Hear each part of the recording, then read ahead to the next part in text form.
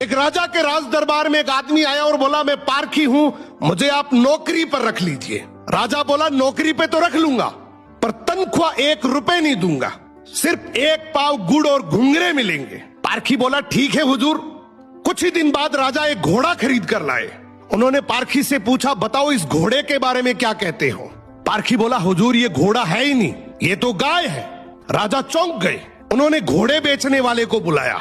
उसने कहा, साहब बात तो सही है तो घोड़ा ही, लेकिन बचपन में ही इसकी मां मर गई थी, इसे गाय का दूध पिलाया गया था, इसलिए इसकी आदतें गाय जैसी है। राजा ने हैरानी से पारखी से पूछा, तुम्हें यह सब कैसे पता चला। पारखी बोला, हुजूर जब ये चल रहा था तो नीचे मुंह झुकाकर घास खा रहा था, घोड़ा हमेशा ऊपर गर्दन उठाकर खाता है, मैंने इसकी आदतों से पहचाना।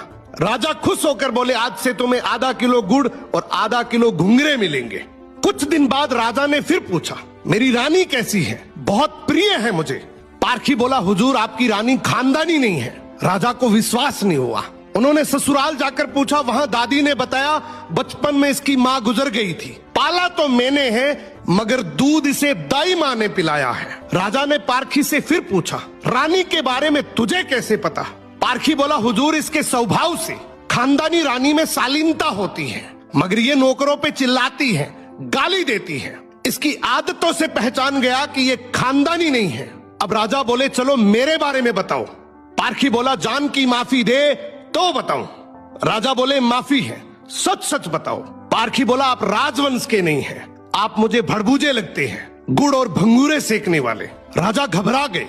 जाकर अपनी माँ से पूछा, माँ सच बताओ वरना मैं मर जाऊंगा। माँ रोते हुए बोली, बेटा बात तो सच है, जिस दिन तू पैदा हुआ था उसी दिन महल के पास एक भड़बूजे का भी बेटा पैदा हुआ था, तू मर गया था और मैंने राजवंश बचाने के लिए उसके बेटे को लिया, वो तू है।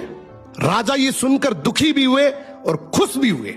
इंसान की पहचान उसके चेहरे, कपड़े या खानदान से नहीं होती, उसके चरित्र से होती है। किसी को भी केवल उसकी शकल, सूरत, पद या घर देखकर मत परखो, उसकी आदतें, उसका व्यवहार ही उसका असली परिचय है।